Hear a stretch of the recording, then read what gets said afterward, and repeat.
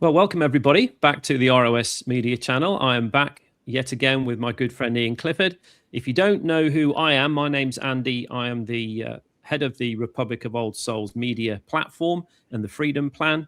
I'm sure that you guys know who Ian is. He is our founder and the president of the Republic of Old Souls. And we're here today to talk about recoupment. I know that this is something that's on many of our members' minds. If you're brand new and you are considering recoupment, this will give you some good context of what we've been doing, where we're heading, and how this could potentially affect you for the good as well. So welcome to the channel again, Ian. Good to have you with us. Well, good day, everybody.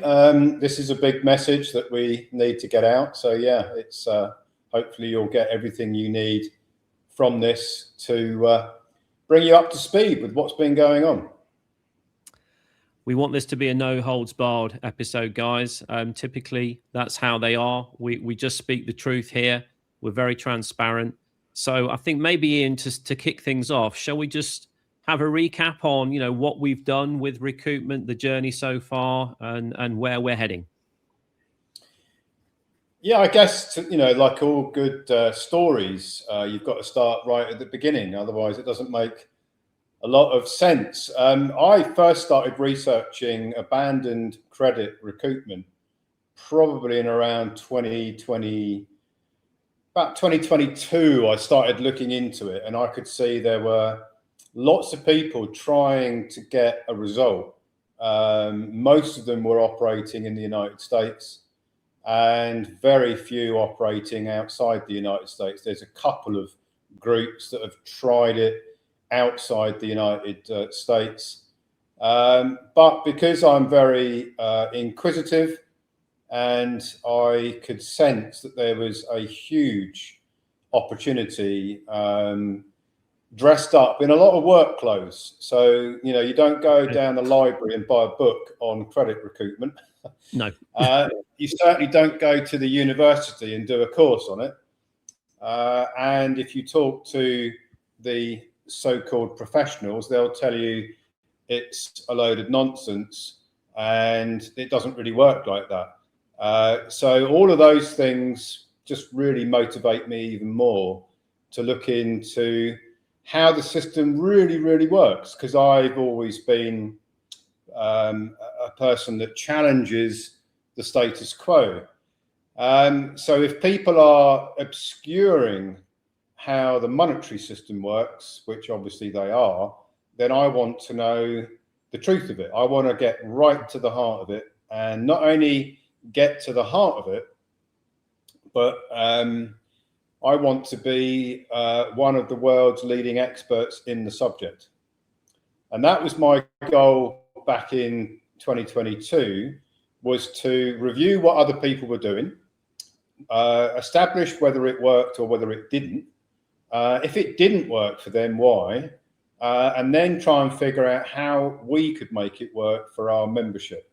Because it's like if you've got a car and you don't have an engine, you're not going to go very far. So abandoned credit recoupment is the engine of our vehicle. We are moving along with a freedom plan, and a massive component of the freedom plan is the ability to recoup abandoned credit. And I knew over 3 years ago, 2022, that if we could pull this off, it would be massive. If we could pull it off on a large scale, it would be life-changing for hundreds of thousands, maybe millions of people who want to step out of the control system of what I describe as the monopoly board of commerce, take control of their financial future.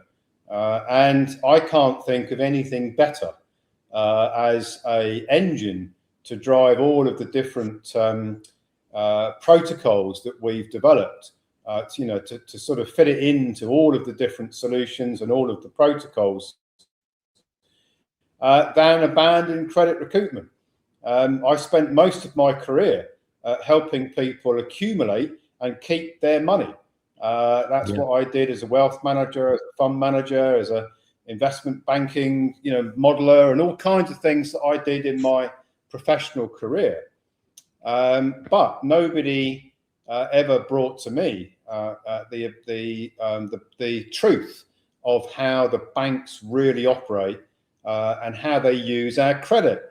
And I've written numerous papers on this in the last year, I guess, 6 months to a year. So on the Ecclesia Law technical paper library, which is growing by the week, because I write several papers a week. There's a whole range of technical papers that explain this. If you're into technical and you want to understand how things work and why they work, I write those papers for that purpose. So if you're at all unsure about does abandoned credit work, and if you are unsure and you want to know why it works, then that's the purpose of all these technical papers. Not everybody wants to read them, I get it, but those that are wired up like me, who need to understand things, who don't just accept things on face value, I want to understand how things are wired up. Do they work? If they don't work, can we make them work? That's how my brain kind of works. So we started there, and then we did various pilot schemes, having researched the subject, and it's a journey. It's not like you turn up at the university and then within a week you've got the whole syllabus down and you can take the exam. It doesn't work like that in what we do. You have to go through a journey, an educational journey. And in 2022, we're at the beginning of that journey. And it's not easy to discover how all these things work because there is no central manual that you can tap into. So you have to sort of do a bit of trial and error. And in 2023 and 2024, we were doing a trial and error, if you like, having a go at different processes, seeing what worked, seeing what didn't work, because you can't also know whether the processes are going to work until you try them out. No. Again, you can't call up the IRS and say, hey, if we did this, what would be the outcome? Because they're not going to tell you anything like that. So you have they're not very forthcoming, are they? Not well, they are if they know that you know what you're doing, then they will cooperate with you. But if they think that you're just asking questions because you're trying to figure out their inner secrets, they're not going to help you in any way whatsoever. And it's a devil's own job even to get to talk to them, let alone get any sense out of them. So there's quite a few barriers here. That's what I'm trying to explain. And so the only way you can uncover what works and what doesn't work is to give it a go. And we tried various pilot schemes to have a go, and we did get some success in 2023 and 2024 with members actually receiving checks. I think we had 5 checks in 23-24. So we knew it worked, but was it scalable? Could we scale it up to thousands, maybe hundreds of thousands, maybe even millions? Well, not the way that we had put the pilot schemes together, because they were originally all done on paper filings. So, that wasn't scalable. You also had no way of tracking what was going on with your paper filings, because you don't have any interaction with the IRS. So you could send a bunch of paperwork in, and then you just wait, and you never know whether they've accepted it, whether they're working on it. You just go completely in the dark. So things progressed. In early 2024, I brought Lisa Griffin in as the head of the tax filing office, which we had established in Bali when I was in Bali. Lisa, being an practicing chartered accountant, I say an ex, I don't think she's practicing chartered accountancy now. She's still a chartered accountant, but I don't think she's practicing it anymore. Or she certainly wasn't when I brought her in to help us with the tax filings, because it is a tax filing process. Not that it's got anything at all to do with the HMRC or any other tax office, and it's got nothing to do with being a chartered accountant either. It doesn't give you any assistance. It doesn't help you if you're a chartered accountant. No. But, you know, it's helpful to have a detailed mind. It's helpful to have a process type mind. And most chartered accountants have kind of got that sort of mindset. So anyway, long story short, I recruited Lisa to execute on my plan, the credit recoupment, abandoned credit recoupment plan. And the way that we evolved it was to develop what's called an electronic reporting officer software module. Now, what that means is that you file your tax returns electronically to the IRS. And there is a specific way of filing tax returns. You're not sending paper returns in, you're filing it through a computer interface. And that's what I wanted to do. The reason why is because you have a way of tracking what you filed. You can also file a huge volume of filings from your software portal without having to post things in. So there was lots and lots of advantages. Yeah. So that's what we started to do in 2024. And I think we had in 2024, a couple of thousand of our members wanted to recoup their bank payments, which we started off in 2024. So in order to do that, you can't just fill in some forms on a computer program and submit them to the IRS. There's a whole range of things that you need to do. You need to know what you're filing for. So you need to collect all the details of the bank payments that have been made. You need to know what the bank names are. You need to know the banks, which banks that the payments have been made from, what investment banks they're connected to, because you're not referencing the Barclays Bank or Lloyds Bank or Santander Bank. You're referencing the investment bank that the clearing bank, that's the bank that you've got your bank account with, is actually working with, because all of the tax that the investment banks are paying as payers, and that's the what you're actually recouping is the payer's tax payment, i.e. the investment bank's tax payments. They don't come from the clearing banks, they come from the investment banks. So you need to tie all these things up. That means doing research on which investment banks are partnered with the clearing banks. How does it all work? You have to do a lot of research on EIN numbers. That's the tax identification number for all the banks. You have to figure out the securities reference numbers for each of the investment banks' bonds and securities that they've issued. So this isn't a 5-minute research job for thousands of members who've got bank accounts in all different bank accounts in all different countries, linked up to all different investment banks, bonds, and all the rest of it.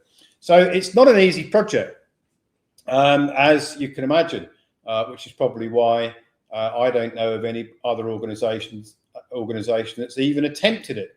It's not easy at all. Now, there's various ways of filing for a recoupment of abandoned credit. You can file as a taxpayer. You can file individually. You can put down your taxpayer reference number on various forms that you send in to the IRS. The main one is the 1099 OID. So you can stick down there that you are a citizen and you've got a tax identification number, an ITIN number or an SSN number, and you can file that way. And many people have tried to do it that way, and that's very dangerous. You can file through a trust. You can have a US trust, which you can set up, and you can file through a US trust, or you can file through an International Grantor Trust. There's 3 different ways of doing it. Now, in 2024, we tried filing through a US domestic trust. So that's not one trust for 2,000, 3,000 members. That's lots of individual trusts that were set up domestically in the US to file for the individual members. So allocating members underneath individual US domestic trusts. That's what we tried in 2024. Now, it appeared like it was going to work because I, at the time, couldn't see any problems with it until we got to around the autumn of 2024, when I had left Bali. Lisa was still in Bali. It's not just Lisa sitting there at her laptop. There's a team of 15 full-time people in an office in Big operation, wasn't it? Yeah, it's not just Lisa sitting there tinkering around on her laptop. It's a whole office, professionally established office. So in the autumn of 2024, we started to receive letters from the IRS that were asking lots of questions about the nature of the US domestic trusts. Now, when those letters started coming in, Lisa, for her own reasons, which I can only speculate what they are, decided that she would deal with the responses to the IRS and didn't actually inform me of what the letters were all about.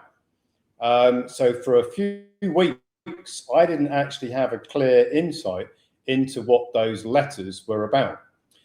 Lisa tried to handle them in her own way.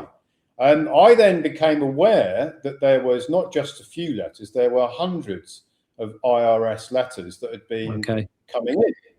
So when I realized that, I got my hands on a sample of one of the letters. I read it and I thought, there's some pretty big problems to deal with here. It looks like we're going to have to restructure how we do the filings because the IRS aren't getting it.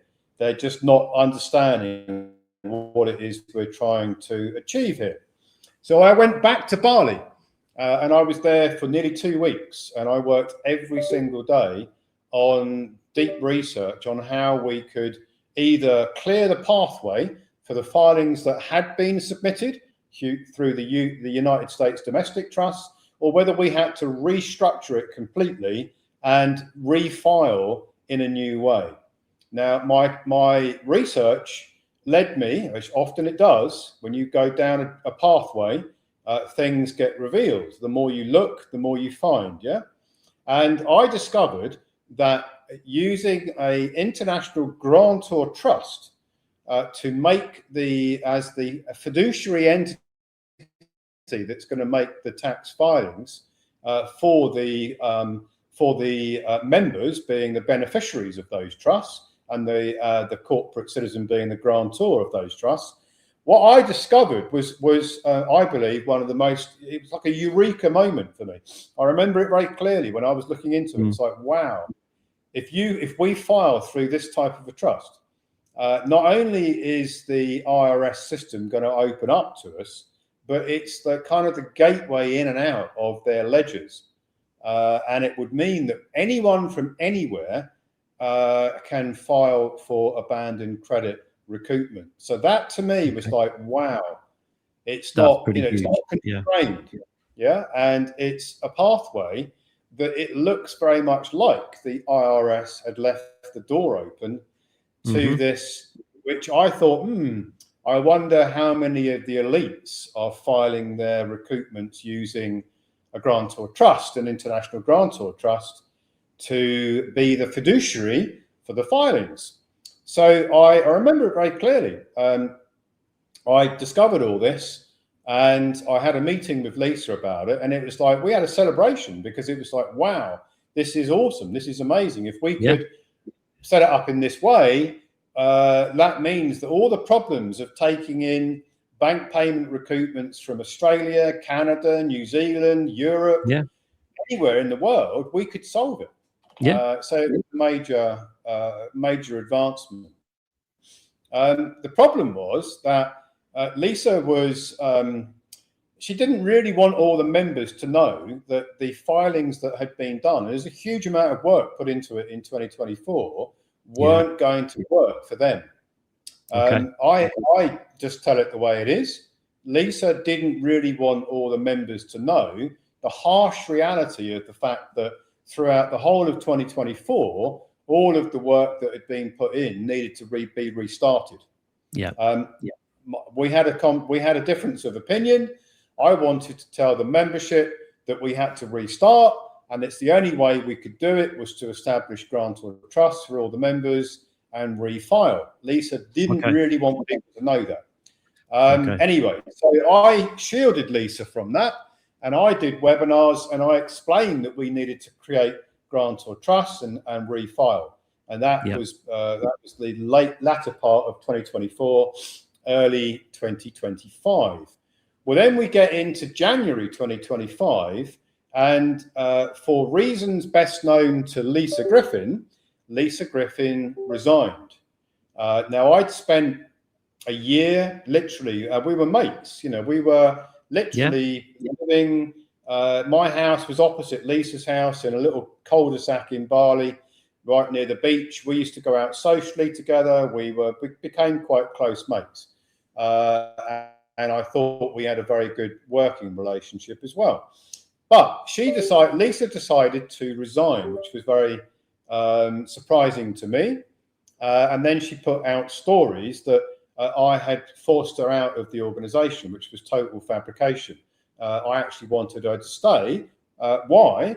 Because I'd invested huge amounts of my time educating Lisa on how to do recoupment filings. I didn't want to just throw all that away and have to recruit someone else and teach them how to do it. I wanted Lisa to stay, plus the fact that I wanted Lisa to get the benefit of all of the hard work for her own filings. So there was lots and lots of reasons why I wanted Lisa to stay. But anyway, she resigned, and then it became clear that Lisa was operating in breach of her contract, because we have contracts with all of our team members, all of our personnel, that you can't compete with us, and you can't use all the information that you've gained whilst being a member of the personnel and then go out there and do it on your own, or go and offer the services in direct competition with what we have developed. It's a non-compete, non-circumvent agreement. It's fairly standard to have these type of things, confidentiality. Well, Lisa decided that she was going to ignore all of those contracts, and it became clear that, because I found that Lisa was providing those services, the same services that we have provided, with some modifications, but basically in concept the same thing, to members of a Discord channel. Discord is a IT platform, and there was a particular group that I'd introduced Lisa to that were also trying out various ways of abandoned credit recoupments.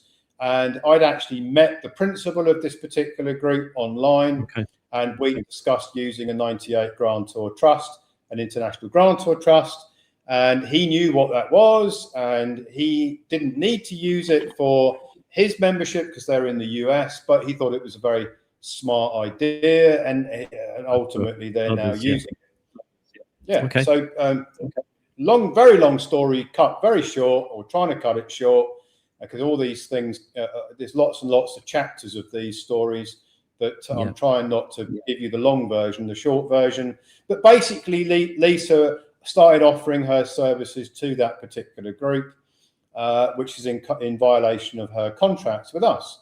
I didn't do anything about it because we had certain members of Lisa's family working in our organization. So politically, it was very difficult to, to sort of try and enforce contracts against Lisa. There was lots of politics involved, so I decided just to leave it alone, so that we didn't jeopardize or risk sabotage internally in our organization, which quite often happens when you've got lots of family members working in your organization. So I left it alone, and that's the early part of 2025. We then move into the fact that we had to establish grantor trusts for 3,000 grantor trusts, which our team did, and we then had to refile for all of those grantor trusts It's a whole pack of new filings that have to be submitted for those 3,000 grantor trusts. And our team achieved that. Now, in order to achieve it, we needed to recruit, or I wanted to recruit individual trustees that could look after, let's say a trustee would look after 200 or 300 of those grantor trusts. So a US trustee looking after individual grantor trusts, maybe 150, maybe 200 per trustee, so that we had a diversified trustee model, because the trustees were going to open bank accounts to receive the recoupments for the members, membership. So that was the plan. And we then went out and recruited trustees. We had a whole recruitment drive within the membership. We recruited just under 40 trustees. We got them all set up. They have to be documented as trustees. There's full trust indentures. There's trust agreements. All of these things are submitted to the IRS. So it's not an amateur arrangement where you just have a handshake. It's all documented. It's all recorded. It's all submitted to the IRS. It's all set up professionally. And Amy Sanger was brought in January 2025. She was already with us, but I brought her in as a fiduciary for the organization. I also brought her in to manage the US trustee team, given the fact that she was in the US and she also was a trustee herself. It made a lot of sense. So Amy Sanger came in as the head of the trustee group, and basically she was having regular meetings, online meetings, Zoom type meetings with the US trustees, informing them on developments and progress and all the rest of it that the trustee group needed to know. I wasn't meeting the trustees. Amy was meeting them. And that's what happened all the way through until we got to June of 2025. And out of the blue, one morning I'm woken up literally at 5 a.m. in the morning by Amy, who'd called me in a blind panic because Lisa Griffin had decided to send messages to all of the US trustees for some bizarre reason, which I still aren't sure what caused it. That the US trustees could all benefit from working with Lisa, and they didn't need to carry on working with Matrix Freedom as it was at the time. So Amy called me in a blind panic. Oh my God, Lisa sent all these messages over to the US trustees in a Signal channel, and the trustees were reacting to those messages. I got drawn into it. There was a lot of meetings all about it, and basically it was all smoothed over because that same week we started to get wages and tax transcripts in. Now, what Lisa Griffin was telling the US trustees was that Ian doesn't know what he's doing. Lisa Griffin does. They could all come and work with Lisa and forget their contracts with Matrix Freedom. Basically, in a nutshell, I'm paraphrasing it. I'm not going into all the detail. That was in a nutshell what the message was all about, in direct violation of Lisa's contract, and basically trying to poach all the trustees to work with Lisa. That's the gist of it. The trustees may have gone down that pathway if we hadn't have started to receive wages and tax transcripts, which we did. And that was the big tipping point. And then over the next few months, we received, I think, over 500 million of wages and tax transcripts, which I've spoken about before. If you get a wages and tax transcript, it's kind of like the IRS's way of saying your filings have ticked most of the boxes. So we're issuing now proof that the recoupments have been earmarked in their system, and you've got to complete a few other things, but basically it's a very, very positive sign of the fact that your recoupments are on their way, as I've explained in various webinars in the past. So the news was good. We were in good shape. Well, then we get to September of 2025, 5, and Amy starts to behave in a bizarre fashion. She starts to get, seems to be concerned about the fact that the FCA are trying to prosecute me for this bizarre case that they've cooked up, which I won't go into all the detail. I'm sure you're all aware of it. But basically, the fake case, the fake prosecutor, the case with no substance, it had no effect whatsoever on what Amy was doing or what the US trustees should have been doing. But Amy decided that she would use it as the excuse to close all of our bank accounts down and go into trust fraud, wire fraud, and all sorts of other things, which again I've spoken about and I've documented, pushed documents out. And at the same time as locking us out of all the organizational funds, my funds that I was using to run the organization. The other massive event was that Amy fired into the IRS fraud identification reports for every single one of the grantor trusts, meaning that the IRS then thought that all of those grantor trusts had been established by trustees that didn't exist, that didn't know that they were trustees. Fraud identification reports, pretty devastating kind of stuff, right? So the IRS is then in a state of paralysis because it can't continue to distribute recoupments all the time there are fraud reports coming in. So we had to steady the ship.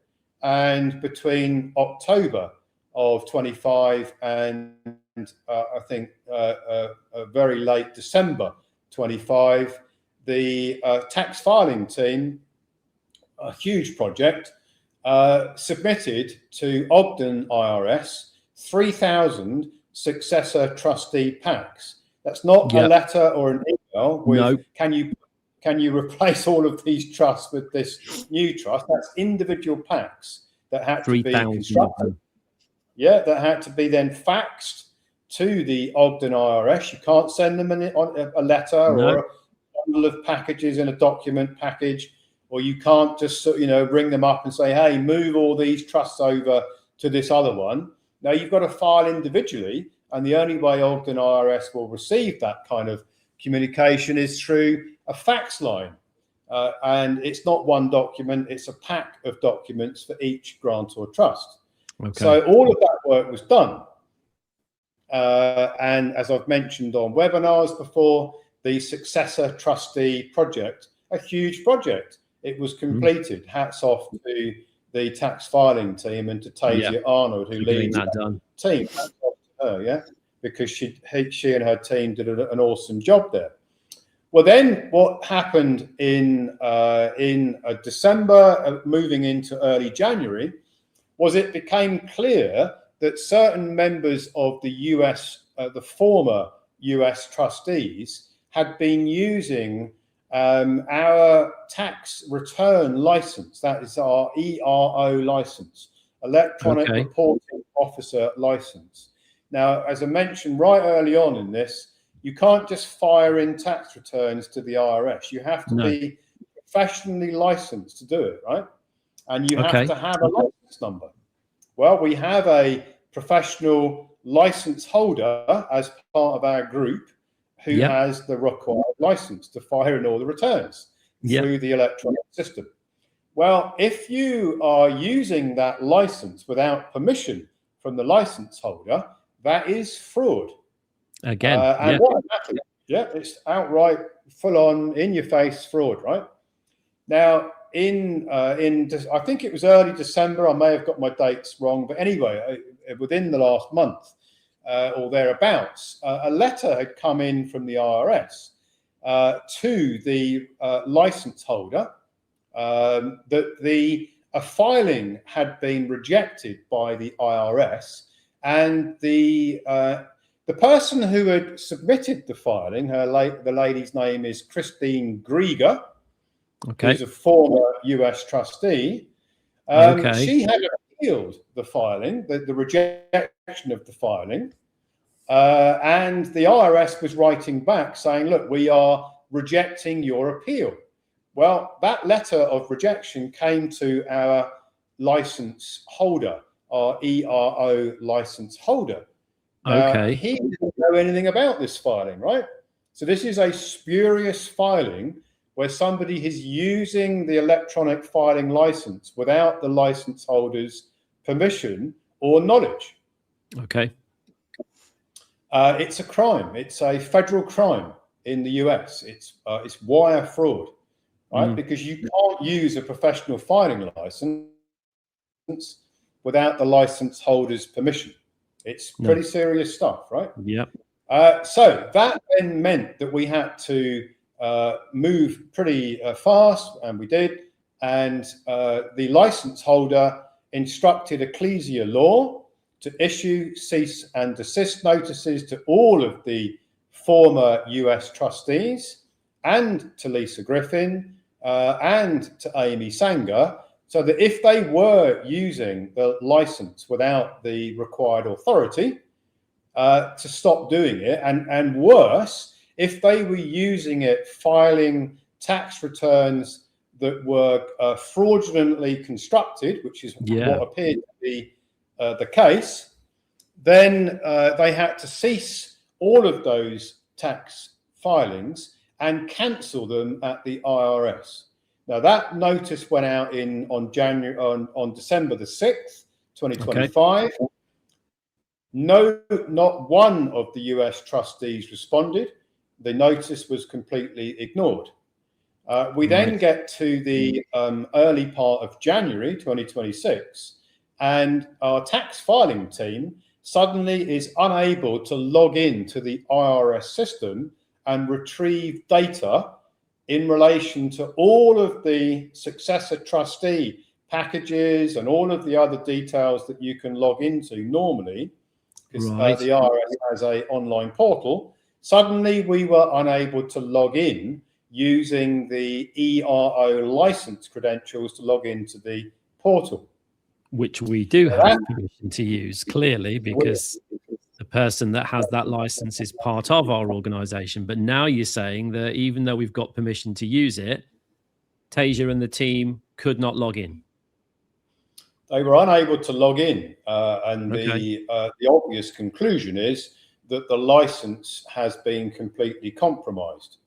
Now, if the IRS has received 3,000 notifications from Amy Sanger that the trustees, the former trustees, have all been appointed without their knowledge in fraud, which is what appears that she has told the IRS, then that's pretty serious in its own right, because all of the US trustees were formally appointed, properly appointed with proper documentation, in full knowledge of what they were doing.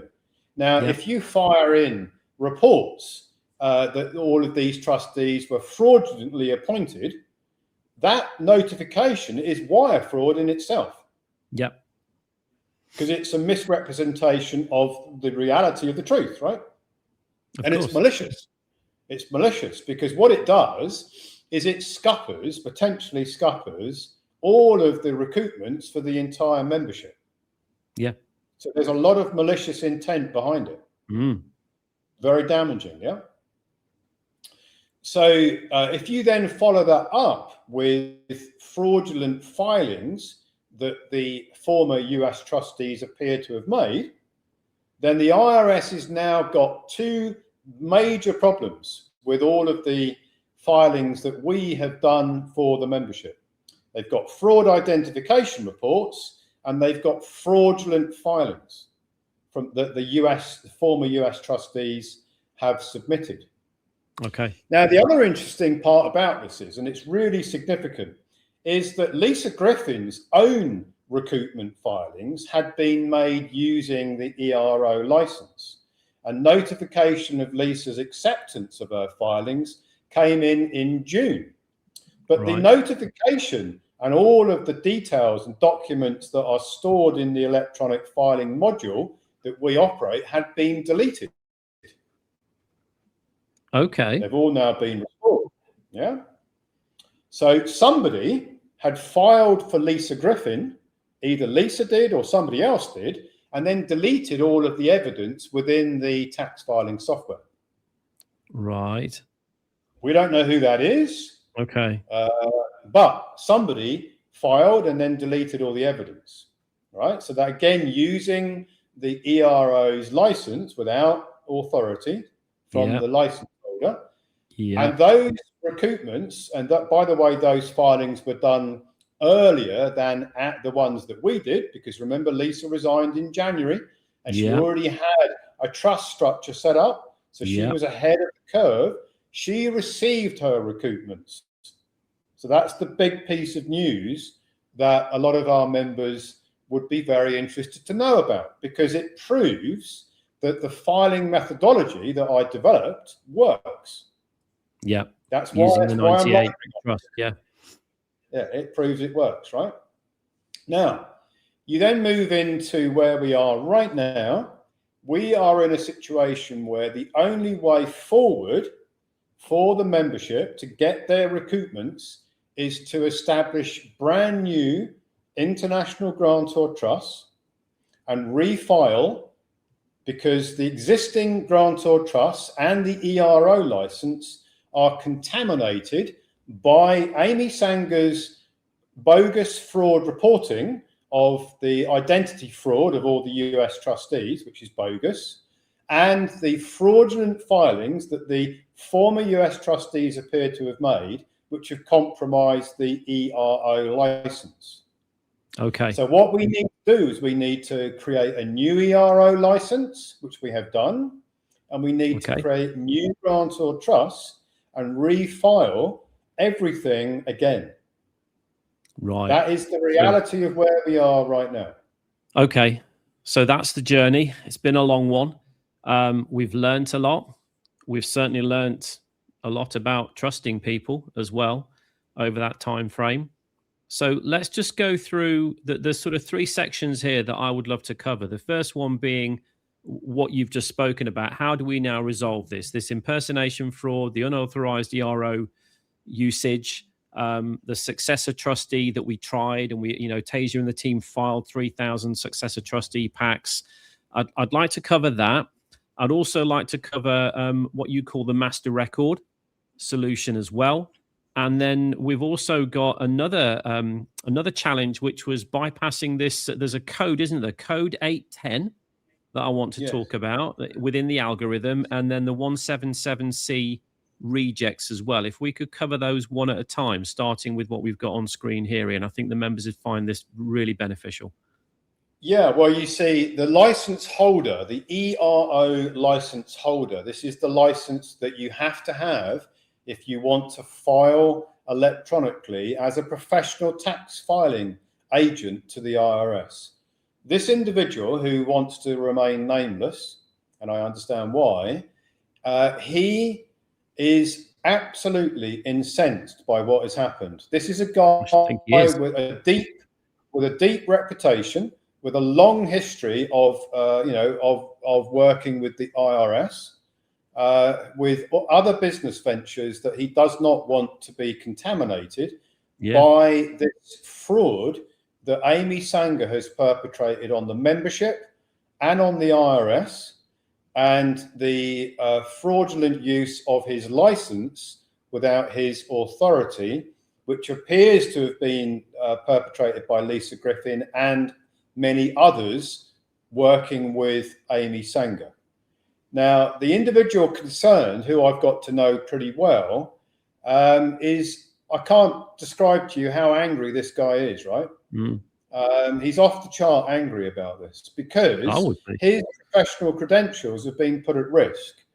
And he is waiting for his recoupments as well, because I showed him, even though he's a professional and he's got a tax filing license, he didn't know how to do abandoned credit recoupment until he got involved with us.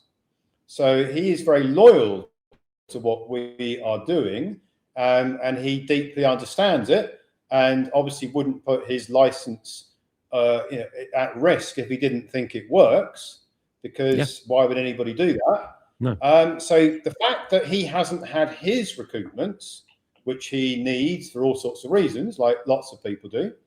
And the fact that Lisa Griffin has had hers, and Lisa Griffin has used his license without his authority, and all of the trustees, which some of which he does know because he was involved with 2 or 3 of them, and that's why they became trustees, because they knew him.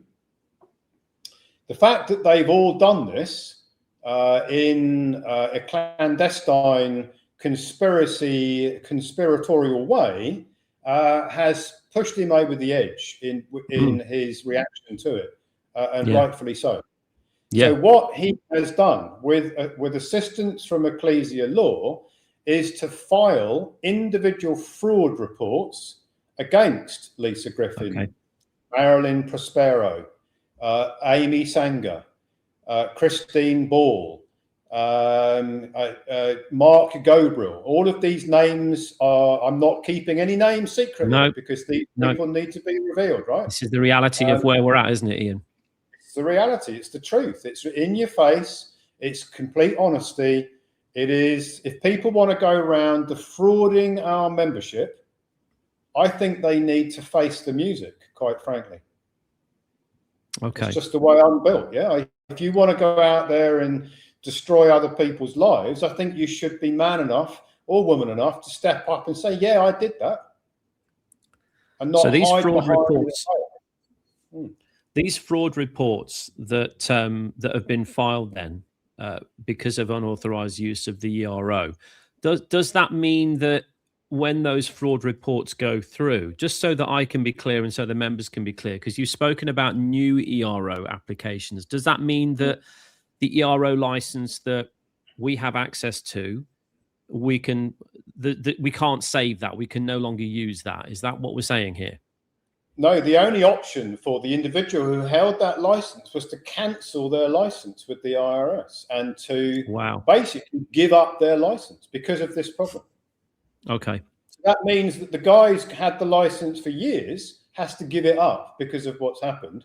And has to then file all these fraud reports through Ecclesia Law, which has been done, to the IRS to try and save his own reputation with the IRS. Yeah. So I hope this is sinking in, guys. If you're watching this, this is really serious stuff. I mean, we're talking jail time for what's been going on here, and the impact not just on your recoupments, my recoupments, Ian's recoupments, everybody's recoupments, but this particular person, their trust has been put into question when it should not have been. Their integrity has been put into question where it should not have been.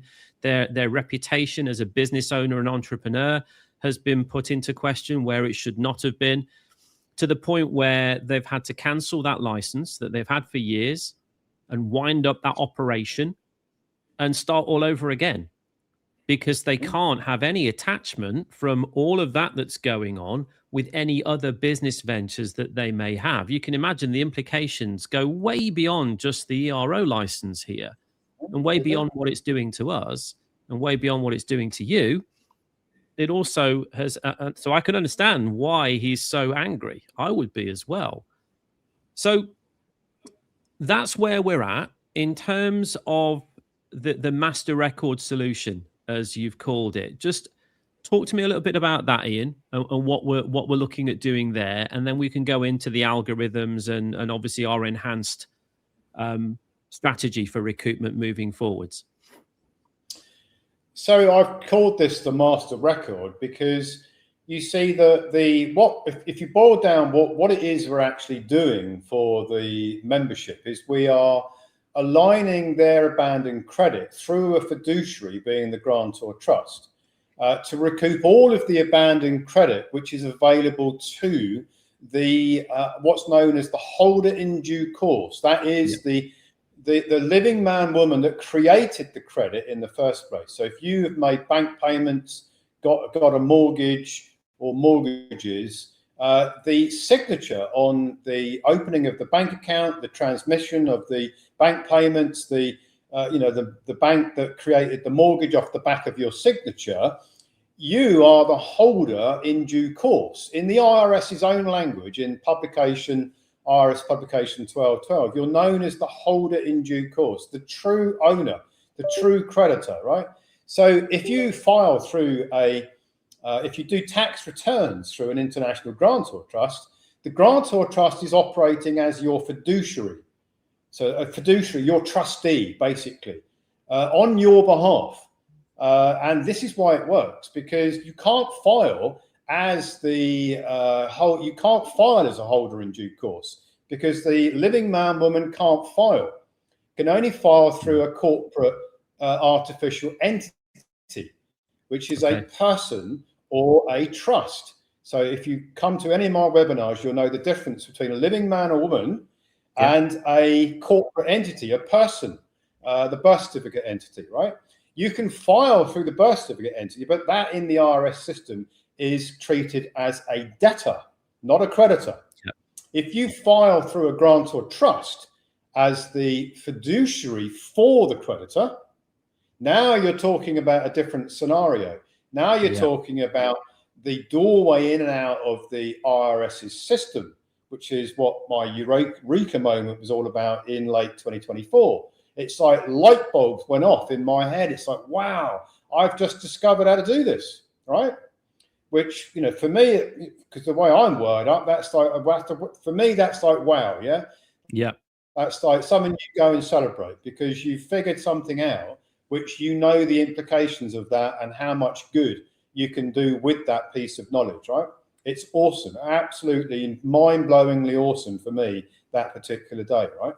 So when I'm talking about the master record, when the IRS assesses the value of the abandoned credit for the holder in due course, the holder in due course can recoup through using electronic filing software the last 3 years of bank payments and mortgages from the last 25 years, but where the filing for the mortgage recoupment is one of the last 3 tax years.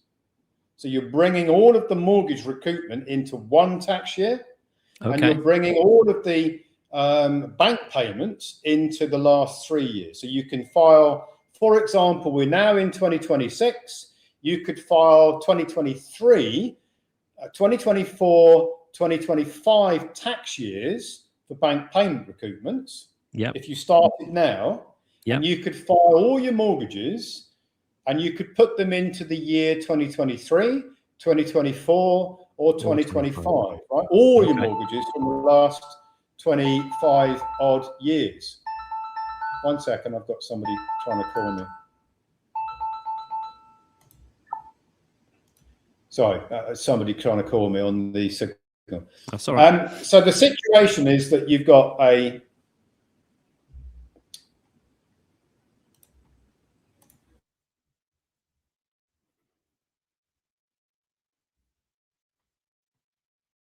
Oh dear, we seem to have lost you, Ian. What I will do is I'll pause the record. A call came in, it interfered with the connection to the internet. That's okay. Is it back now?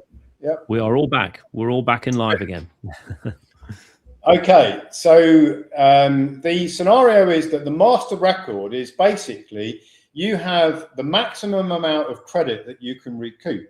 That's what I call the master record, which is the last 3 years of bank payments, personal and business, and the last 25 years of mortgages, face value of mortgages, which you can file.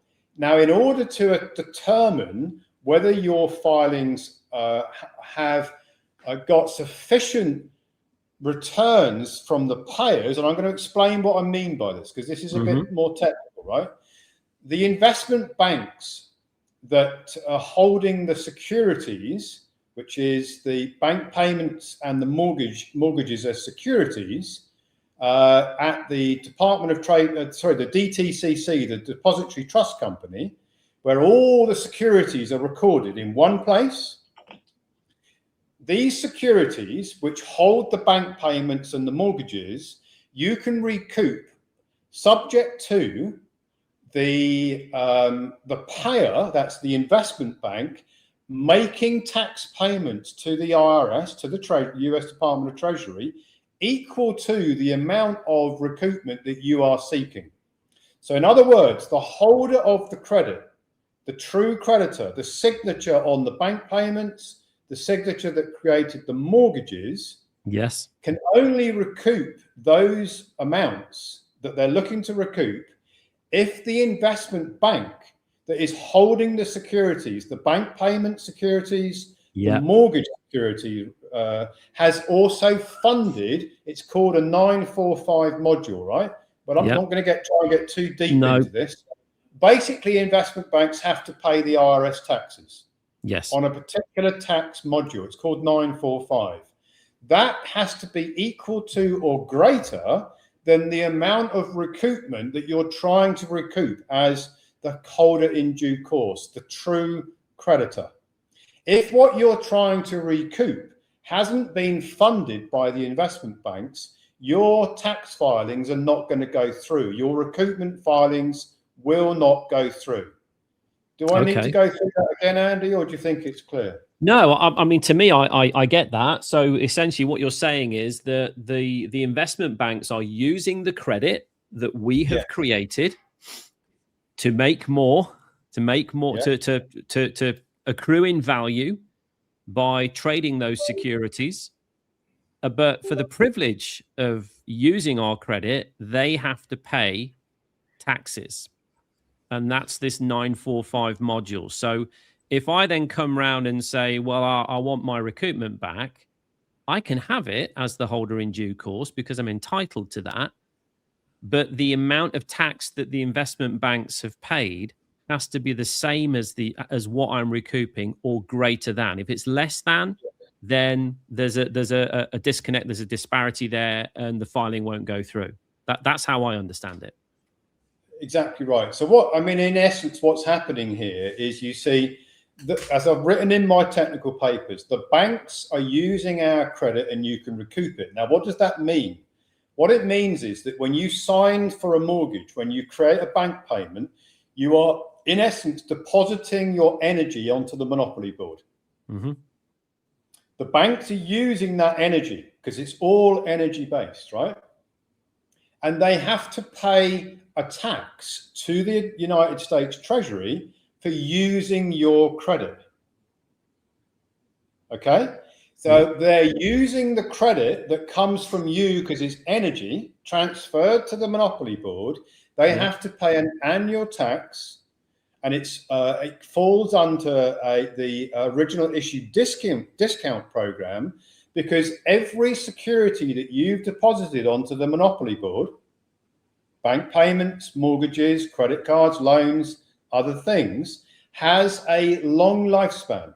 Yeah. Let's just say, for easy explanation, 30 years.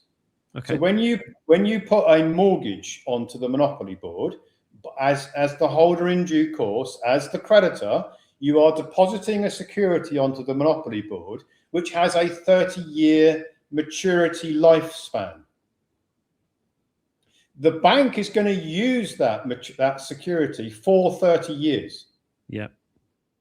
Every year they have to pay a tax to the United States Treasury for using your credit,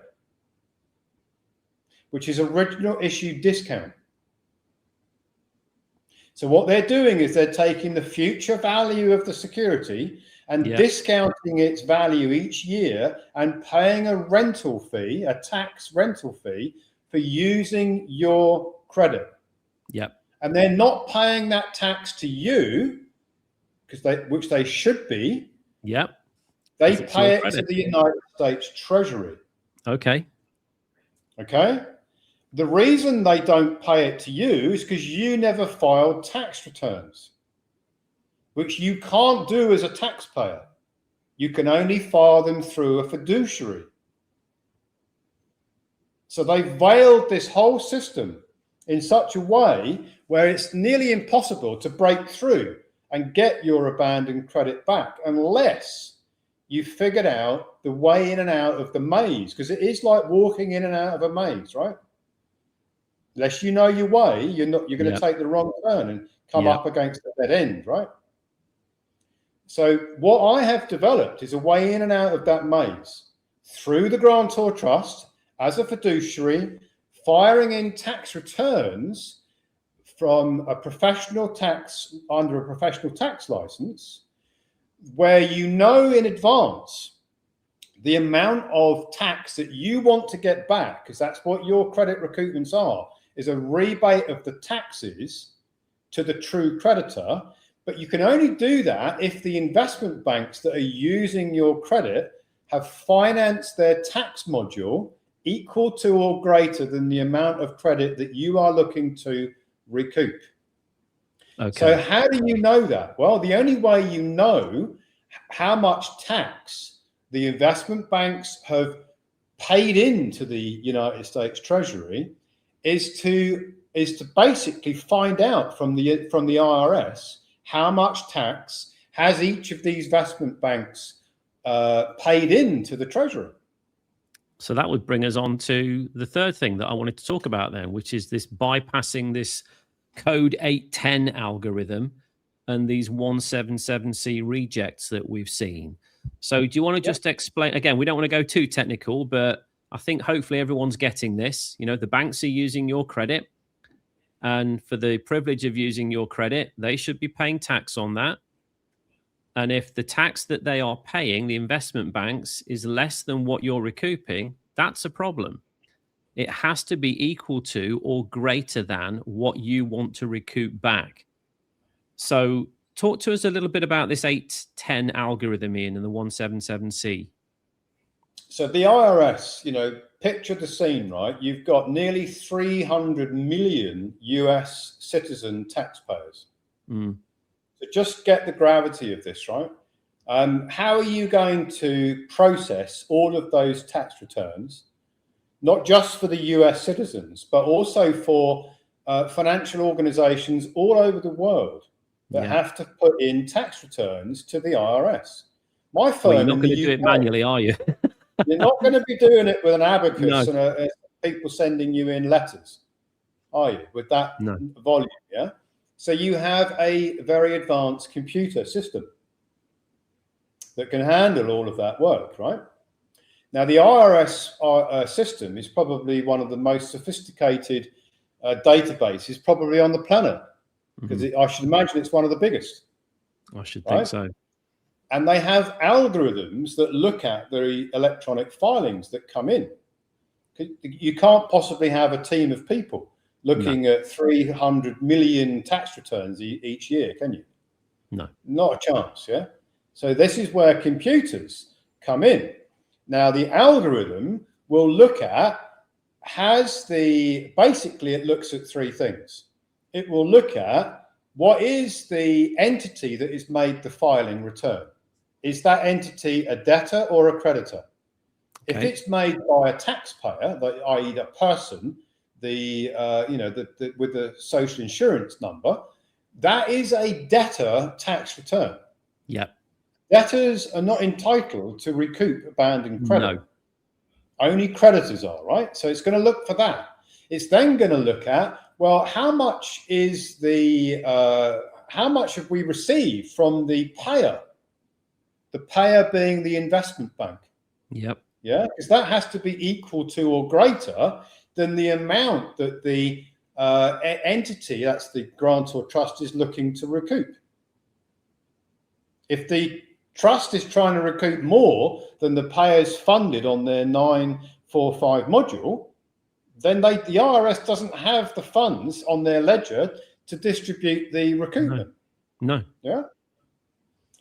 Which is why wages and tax transcripts came out, by the way, because there was enough credit on the ledgers. Now, the other thing they're going to look at is the structure. Who is filing this?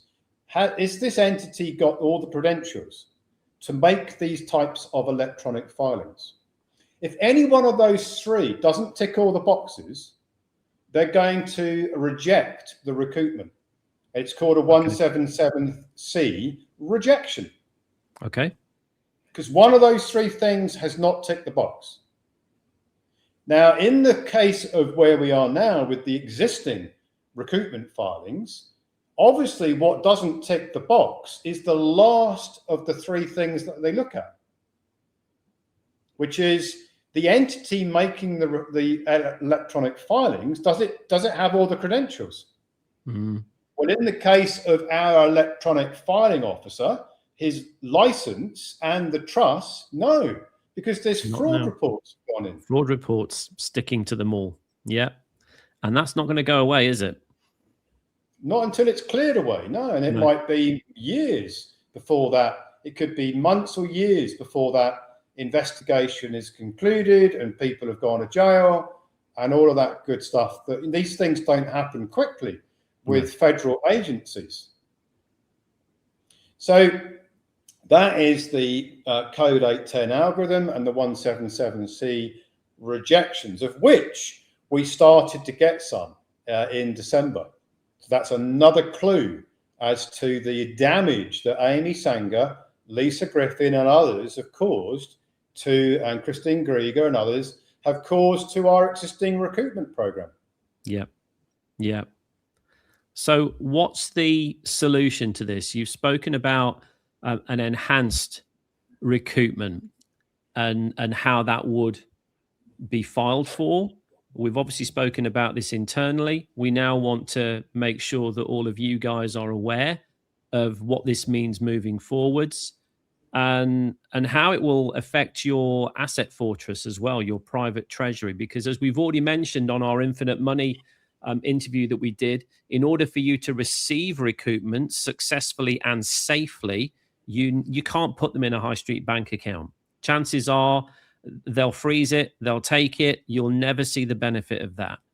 So the asset fortress is an absolute must. We've already spoken about that. But how can we enhance the recoupment sums going into the asset fortress private treasury for each member? Now that we've established what the problems are, now we know that we've got to file for and are filing for brand new 98 Grantor Trusts, wipe the slate clean. Everybody has a brand new trust so that we don't have any of this past history following those new trusts.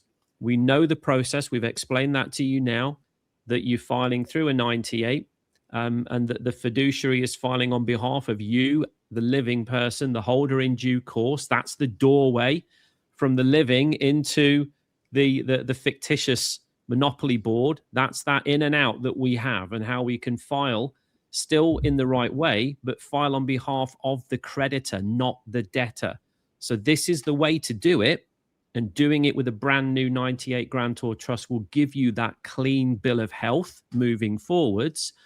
But what about the actual filings that we've had so far? Because we've got members that have filed for 22, 23, 24, some have filed for 25. There's like 4 years worth of filings there. What I'd like to talk about here, Ian, just so that everyone is really clear, because we've mentioned in the past that you can go back 3 years. And if you are brand new to this now, coming into this, and you haven't filed for any previous years, you have the ability to file for the last 3 years. So that would be 23, 24, and 25, because we're now into 26. But what about members who have already filed for 22? How does this affect them, for example? Well, members that have already filed for 2022 we have until April of 2026 to refile for the 2022 year. Okay. So we have literally only three or so months to get all this done to make sure that we've created new grantor trusts for every single member that had already got them, because we've already created them in the beginning of 2025. We have to recreate new trusts with the IRS. We have to get a new license to do the electronic filings. We've got that. So fortunately, we were able to find somebody else who's willing to work with us. Okay, which is interesting in itself. Yeah. So I just want to spend a little tiny bit of time on this, right? I want you all to realize that you can't go and do these things without a license, right? No. Now, if you hold a license as a tax professional, do you think for a moment that a tax professional would want to jeopardize their license by enabling us to file using their license? If what we are doing doesn't work, if you believe what David Ayerst is trying to say and what other people are trying to say, why on earth would somebody with a professional tax filing license who knows exactly what we're doing and how we're doing it jeopardize their license if they thought what we were doing doesn't work? Yeah. Let Think that sink about in for a minute. Yeah. Yeah. Why would anybody do that? Why would the existing license holder do that? The one that's had his license destroyed by Amy Sanger and Lisa Griffin and others. Why would they do that? So I'm dwelling on this because I'm trying to make a point here. Because I get a bit fed up with these people that claim that I don't know what I'm doing and that what I'm doing doesn't work. Why would tax professionals go along with my plan if they didn't think it worked? They wouldn't, would they? No, they wouldn't. That's a really strong point. They go along with it because they know it does work, because they've looked into it. As Lisa Griffin looked into it and used it for her own purposes and got a result. And got a result. So we've already had confirmation that this works using the method that Ian's researched and come up with, because Lisa's had her filings. Now we're simply wiping the slate clean of everything that's happened, and we're rolling that out en masse. That is what we're doing. So great news that we've got a new ERO license. We don't need to wait for that. We have that in place. We now need to think about the 98 Grantor Trusts. Obviously, new EINs, I'm assuming, will be needed for those as well. But, you know, we're very well versed in doing this because we've done it already. You know, it's not like we're going into new territory here, is it, Ian? No. We're not in new territory. It's like Groundhog Day. We've already done all this in 2025. Now, I also want to make another point, right? Now, for all those people out there who claim that I'm a fraudster, okay, because I'm just saying it the way it is, right? Yep. There's loads and loads of people out there who jump on the bandwagon. Ian's a fraudster. He's never done anything. All he's ever done is cheated people, lied to them and stolen their money, right? That's basically the narrative. It's all over the internet, right? Yep. Now, if I've never done anything, and all I've ever done is if I've never done anything positive, all I've ever done is cause people a problem, stolen their money, why am I not already in jail for theft, fraud? Why has there never been any charges against me for theft or fraud or deception? Right? Go and look into it. Yeah. There's not one charge or conviction for theft, fraud, or deception. I held a professional license for over 30 years with a very clean record. Yep. Managing other people's money. How on earth could you hold a license like that for over 30 years if you are a fraudster? Yeah. If you are a person that has got no integrity whatsoever, do you think that people would come to me, investment banks, big insurance companies, big auditing firms, and work with me if I was a serial fraudster? If I was the guy that is going to cheat and lie and steal other people's money? Do you think great big financial services organizations would work with me? But they did for over 30 years. Do you think I could have been a shareholder of 3 public companies in Ireland on the Irish Stock Exchange if I'm a serial fraudster? Think about it, guys. You know, I'm not trying to big myself up here, but I've done more in financial services than anybody I know. You don't do all those things if you are a serial fraudster. No. You don't get the licenses. You don't get the public listing of your 3 investment companies listed on the Irish Stock Exchange if you're a fraudster, because you don't get there. No. Now, why would the FCA create a case against me and try and jail me for contempt of a court order? Contempt of court is what the FCA are trying to jail me for, not for fraud, not for deception, not for anything else. Contempt of court. Because I stood up to them and said, your case is nonsense, which it is. And I will prove it's nonsense in the longer run. Wait and see. I'm a long way along that pathway now. So for those people who are watching this, who think, oh yeah, Ian's just a great talker, right? He talks a really good game, but really we know the truth. He's just a serial fraudster that talks a great game. Think about it, guys. Mm-hmm. And I'll offer it out again. Anyone who wants to come and debate me on their belief that I am a fraudster, show me the convictions then, guys. Show me the charges for fraud. Show me anything. You won't find it because it doesn't exist. No. Because I've never been like that. I'm the opposite of that, right? So let's go back into why do I want the members to bring all of their recoupments together in one administrative process. I'd like to explain why. Yep, please do. It's become very clear to me in the last few months that if we file 3,000 tax returns all in one go, right, and we have to establish that at least 150 of the taxpayers, that's the investment banks, that's not 150 investment banks, that's 150 securities that the bank payments and the mortgages fit under, have financed their 945 tax modules at the right level.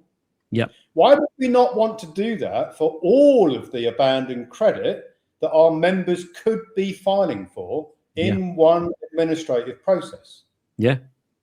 Why would we want to keep on doing it? You know, let's do 1 year and then wait for a while and do another year and then wait for a while and do another year. Why don't we do it all in one go? Yeah. If you can establish that the tax has been paid, then why not scoop that all up in one go? Exactly. Why not scoop it all up? No, I don't mean one filing for all 3 years and all mortgages. I mean individual filings, but bring it all under one umbrella. Put it all in one administrative process for our team to work on, right? Now, when we establish with the IRS how much tax have the investment banks funded on their 945 modules, we know whether we've got to command. I'm going to explain this, right? Because people won't have an understanding of what I'm talking about here.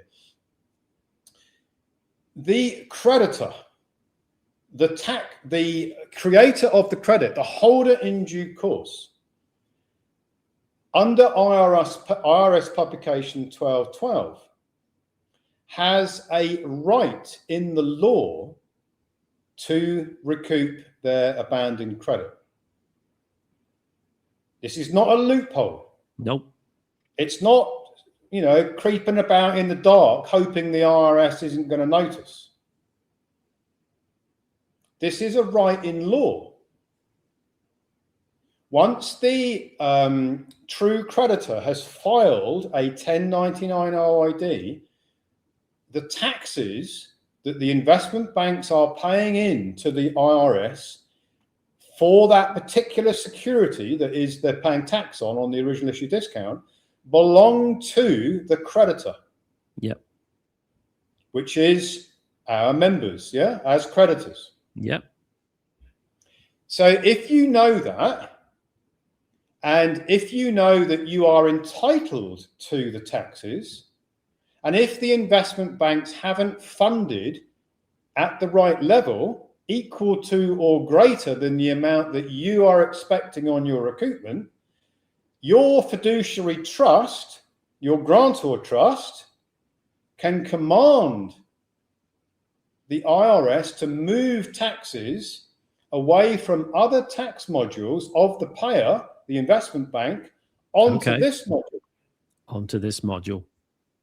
Why? Because it has a priority right. Yeah. Because the creditor has now turned up with the right type of tax filing as a creditor, not as a debtor. You could never do this as a debtor. No. Because debtors don't have any right. I guess the results have been so sporadic, you know, because it would be that potentially somebody would file as the debtor, and it just so happens that the amount on the 945 was equal to or greater than, and the recoupment maybe went through. But that still leaves them exposed because they are the debtor. The IRS may decide they want it back because you're not a creditor. You filed as a debtor. But this, what you're saying here, by the sounds of it, is that even if the amount is less than what the individual filings are for, you have the right to say, that's not enough. I want it back. Move enough from here to accommodate the shortfall. Is that right? The creditor has a right in law, has a claim against the taxes which the investment bank should have paid to the IRS as the nominee for the creditor. The banks are using your credit as nominees. Yep. They're nominees for creditors. Right? So when you know that, and you know that you have a right of the recoupment, it's not a loophole. No. Now, you see, I'm going to say something here which it's going to give me some pleasure saying this, right? Because I've wanted to say this for a long time. Simon Goldberg has been trying to do abandoned credit recoupment for many years. And I've read all of his papers, and I snigger and I smile when I read them, because he hasn't got a first clue what he's doing. And many of the group that he represents, I think they call themselves Empower the People, have tried to recoup abandoned credit as the debtor. Okay. And Simon Goldberg openly says in all of his paperwork, only 30% of the people that have tried this have ever got a check. Okay. And the other 70% didn't get anything, and worse than that, might get a frivolous filing penalty from the IRS. But if you want to have a go through Simon Goldberg, you might be lucky enough to be in one of those, in that 30% category, right? Not sure I'd want to take those odds personally. I've read his documents. He actually says it in his documents. Okay. And that's because he doesn't know what he's doing. But allegedly, according to Simon Goldberg, I don't know what I'm doing about anything. According to him, according to David Ayerst, according to Lisa Griffin, all three of them say that I don't know what I'm doing. Well, I'm going to challenge them all. I'd love to debate them all one by one or in a group. Bring them all together. I'll debate them all as a group if you like. I'd enjoy that. That's a little tiny bit of my ego coming out there. No, I think it's certainly justified in terms of what we've been through and where we're at right now. So essentially what you're saying is we scoop it all up across those years. If we scoop it all up, right, now when we go to the IRS and our IRS call team, which we're establishing right now, call the IRS and say, right, we need to know how much taxes have been paid on this by this particular bank, investment bank, for this particular security. And if the IRS says, oh, they paid $50 million this year, and our recoupments are $40 million for all of the members in that particular security, we're good to go, We'll recoup it all in one go. Do it all. For that particular security. But if the bank, if the IRS says, well, they've only paid $10 million in taxes, and we've got a $40 million recoupment under that particular security, then we've got a $30 million shortfall. And we have to instruct the IRS to move 30 million from another tax module onto this tax module, which will clear the pathway for the recoupments. Why would we not want to know that up front? Why would we not want to do it all in one go? I don't see any logic in doing it piecemeal. Yeah, that makes total sense to me. So make sure that the 945 matches with the recoupment. If it doesn't, we can instruct them to move it from another module to compensate for the difference. And then we put the filings through. No point putting the filing through until you know that the amount is the same or greater than. So I hope that makes sense. Just for clarity for members as well, I want to be clear on this 2022. Now, Ian has mentioned here that we have up until April. Okay, that is up until April for any of our members who have already filed for 2022. Okay, you can't come in and decide that you would like to do that now. The window for 22 is closed. It's been closed for a while now. So anybody new coming through, just for clarity, if you're an existing member and you've already filed your 2022s, then that is the time frame that we are working to endeavor to get all of those trusts set up and make sure that we file before April of this year. If you're brand new, you have 3 years worth, 23, 24, and 25. But imagine being able to take on board all 3 of those years and any mortgages that you've ever had in the last 25 years and recoup all of that abandoned credit into your asset fortress in one go. That is what we're talking about here. So moving swiftly on, Ian, benefits of doing that, of consolidated filings versus just, I'll do my 23s this year, and then when I get that recoupment in, I'll do my 24s next year, so on and so forth. Well, the benefits of doing it obviously is the enhancement of the amount of recoupments you're going to receive back. But the other benefit of doing it is, and it's actually for making our job a little easier. Our job is already very difficult, okay? But we want to make it a little easier. We don't want to keep going back to the IRS saying, how much tax has the investment bank paid in on this particular year for this particular security? We don't want to have to keep before. Yeah. Oh, well, yeah. You asked that before. Well, have they changed that amount now? So if you just imagine this, and I don't want to labor too much on this, but this is a big job, guys. I get a little bit pissed off with people who think we're sitting on our hands doing nothing, right? Yeah. I've had people on webinars, I've had people email me saying, oh, well, when you bothered to get off your arse, Ian, and get on and do this, why can't we have our recoupments? Yeah. It's a bit tiring, guys. It is. Because we've been working tirelessly on this since the beginning of 2024 with a big team of people that we've been funding.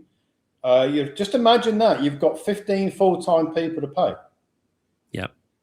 And all of the other costs that go with it. So I get a little bit tired of these people that say, well, if only Ian would focus his attention on recoupments and get the job done. I've actually seen that written down. It's like astonishing. I know. Sit here thinking, what do you think we're actually been focusing our attention on all this time? Yeah, what do you think we've been doing all this time? Do you think we're just turning up a few hours a week? Oh, well, what should we do this week? Should we do some recoupments? No, let's not bother with that this week. Let's do it next week. No, we're doing it all the time, guys. Yeah. Yeah.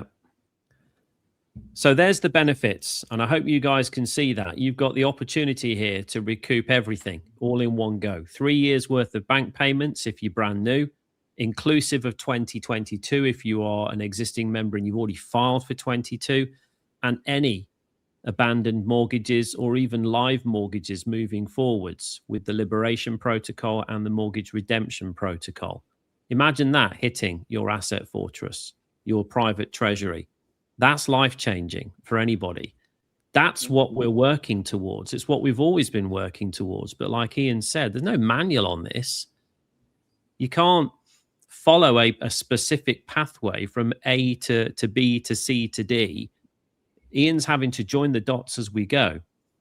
And even some of those dots have been rubbed out on the odd occasion where we've had to pivot, we've had to change, we've had all of this to deal with that we mentioned in our recap.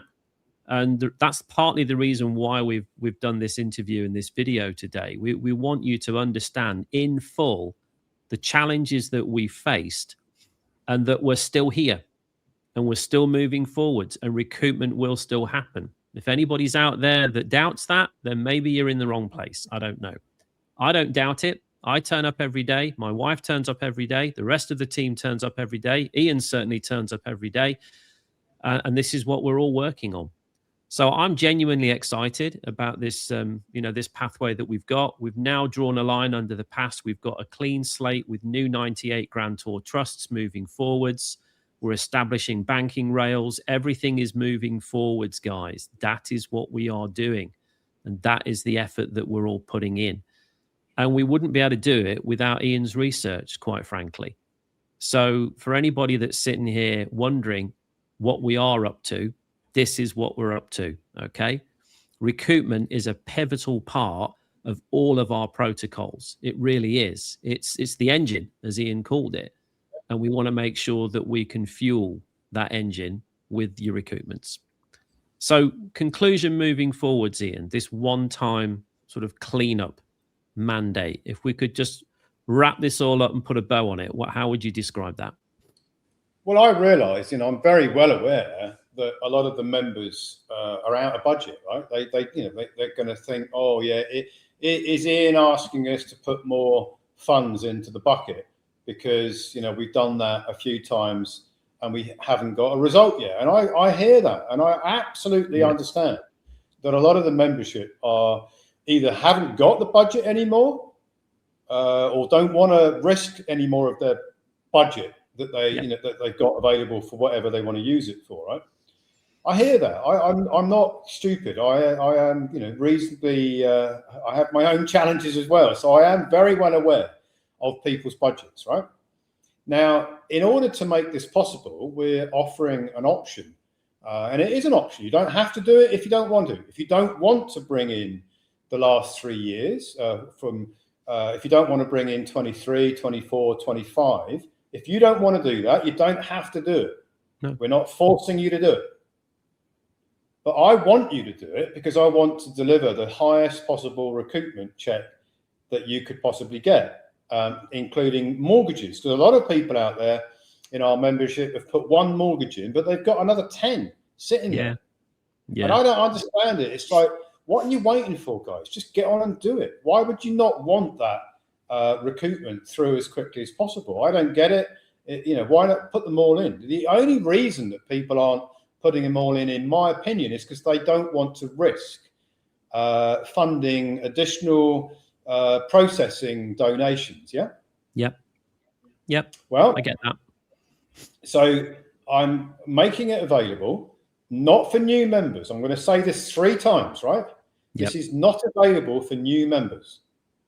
That you can bring all of your abandoned credit in, bank payments, mortgages, with 0 upfront cost. If you are a member that had already brought in your recoupments prior to April of 2024. So I'm going to say that again, right? Because a lot of people are going to get confused, right? Let's get this really clear. If you had funded your bank payment recoupments, mortgage security recoupments prior to April the 1st, 2024, the offer to you to bring all of your other recoupments in for the year 2023, 24, 25, you can do that without any upfront cost. You will pay a higher amount on the back end. And there is a table which will be made available if you come and speak to the onboarding team. Our specialists will give you the table, exactly what that means, right? Now, if you want to reduce the amount of the effect of it on the back end, you can pay 25% or 50% or 75%. It's up to you. But if you really are strapped for budget, I'm giving you a no cost option. Yeah. So that there's no, it's not a cost barrier to do this, right? No, not at all. And that's abandoned credit that you'd get back. Whereas previously, if it was a financial constraint for you, you would have not had that. And what you need to, you need to, at the end of the day, I think you need to balance up the difference between, do I wait and then I'll pay for it later and recoup my securities with a smaller back end fee, or do I just put it all in now, bearing in mind that once that all comes back, you can recycle that year on year anyway. So it's a personal decision, but me, if I was in that situation, I'd want to recover as much as I possibly could, regardless of the back end fee. Because what you also need to consider here, guys, is what's that back end fee going towards? It's going towards the freedom plan. It's going towards free energy, great healthcare, farm to table food, clean water, private internet solutions. It's going to all the things that you can use your recoupment for to enhance your freedom lifestyle anyway. So I can't think of a better place to put it, bearing in mind that you're going to be able to recycle that year on year through your asset fortress anyway. So you need to make a decision as to whether you want to scoop it all up now or whether you want to do it in dribs and drabs. It's totally your choice. But what we're saying is potentially here, the smart move would be to do it all in one go while we're in that process, because it means that the team, while they're filing, can be filing for all the years. It's the same process. Why do it multiple times when we can do it once when it comes to the 945 verifications? We don't want to be continually ringing up the IRS, asking them the same question over and over and over again. So when it comes to your decision on this, speak to the consultants. Okay, so whoever your consultant is currently, you need to be reaching out to them, and you need to be making your thoughts known and what you want to do. And then what they'll do is they'll pull up the table that Ian mentioned, and they can show you what your options are. You can pay nothing up front and you have a higher back-end fee. If you want that back-end fee to reduce, then there has to be a little bit of compensation there, as in you have to put something up front, anywhere from 25% up to 75%. And the higher you go up front, the lower the back-end fee comes down. But if you're really up against it, you don't have to pay anything here. We'll administer it all for you, and you'll get your recoupments back, and we just take a larger back-end fee towards the freedom plan. That's essentially what we're saying here, isn't it, Ian? It is. But there's one other thing which I think a lot of people are going to be asking themselves is what happens if I came in after April 2024, right? True. What can I do? Well, you can pay 25% of the standard donation, or 50%, or 75%, or 100%. That's up to you. So you just don't get the zero cost option. And now you might be thinking, well, why would we give it to the people who came in prior to April 2024 and not to you if you're one of those people that came in after 2024? Basically, I'm just giving, I recognize that some people have waited for 2 years plus for their recoupments. Yeah. And it's not their fault that they haven't got them. I have to say it's not our fault either, certainly for 2025. 2024, yeah, we'd made some errors. Absolutely. Yep. Hands up, made errors. I've already explained all that multiple times. But in 2025, we didn't make any errors. No. We had our rug pulled out from underneath us by Amy Sanger, Lisa Griffin, and others, right? So if you want to know why you didn't get your recoupments, it's not because we weren't trying to deliver them to you. Why would we do that? We want you to get your recoupments. We want to get our own. I've got mine, Andy's got his. Everyone in our team got their own ones. Why would we not want to get ours? Yeah. Okay, so there is another option there for post-April 24. You still have the option, if you are up against it, you can still come in at just 25%. Okay, so talk to your consultant is what we would recommend. Now you know where we've been, what we've done, the challenges we've faced, what we've been working on so very hard to remedy that, and the pathway moving forwards with enhanced recoupment, with new 98 Grantor Trusts, new ERO licenses, everything squeaky clean once again. So that's where we're at right now. You've got the option to either continue as you are. You can either come in and scoop everything up. If you are somebody who has been through 22 recoupments already, you can scoop that up as well as 23, 24, and 25. If you haven't done 22, I'm afraid that window is closed. I want to mention that one more time for clarity. 22 is closed unless you've done it already. And then if you are post-April 24, you still have the opportunity to come in at a highly discounted rate to scoop up more abandoned credit if you want to, and just pay a larger back-end fee. If you are pre-April 24, then you've got those discounted options as well, but you also have a 0 upfront fee option if you want to take it. We're trying to accommodate everybody here, guys. We really are. But ultimately, the more that we can recoup for you, the less work ultimately it's going to be from an administration point of view, and then everybody wins. And that's what we're trying to achieve. We're trying to achieve a win for you, for me, for Ian, for the rest of the team and the rest of the members. So any final words before we wrap this up, Ian? Well, the final words are these, and I've said this before.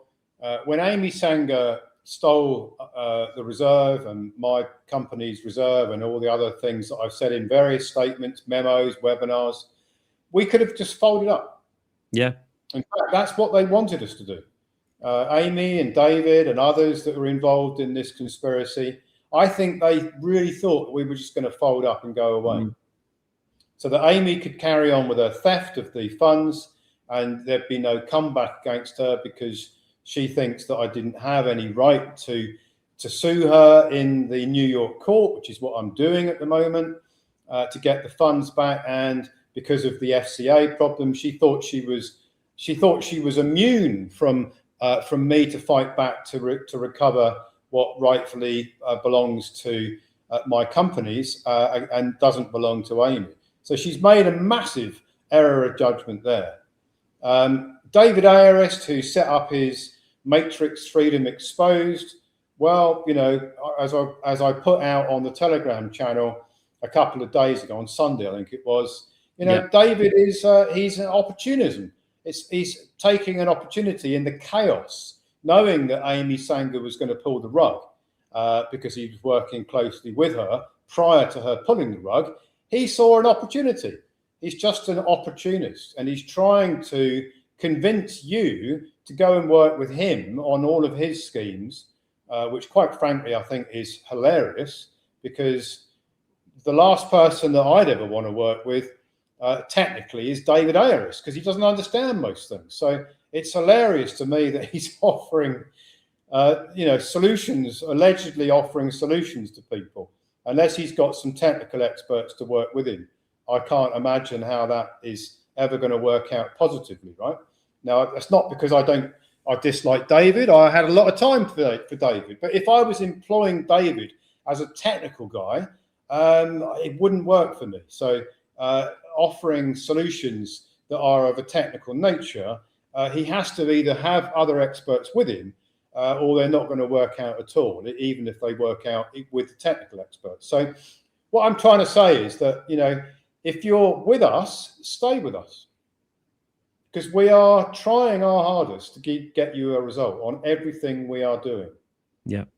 We couldn't try any harder, I don't think. So if you are unclear about our intention, and if you understand spiritually what intention is, intention is an energy. Intention is the energy of consciousness. It's part of that energy. We have that positive energy of intention to do the right thing and get you the result.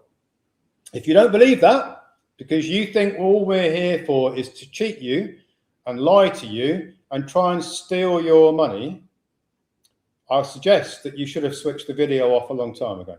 Yeah, I agree. We take this very personally. We really do.